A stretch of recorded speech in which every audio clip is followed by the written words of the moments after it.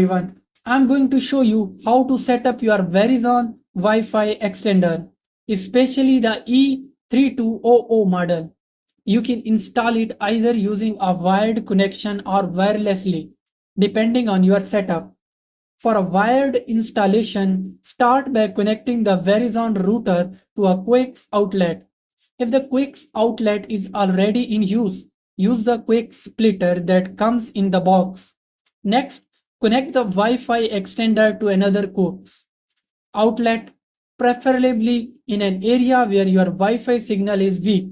Then plug in the power cords to both the router and the extender and connect them to an electrical outlet. After about 10 minutes, the light on the extender should turn solid white, which means the connection is complete.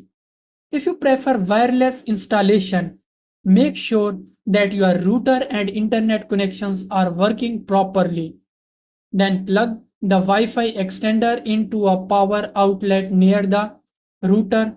Wait for the extender's light to turn solid yellow. Press and hold the pair button on the extender for about 3 seconds. And within 2 minutes, press the pair button on your router. The lights on both devices will flash blue while they are pairing. Once the light on the extender turns either solid white or blinking yellow, the pairing is done.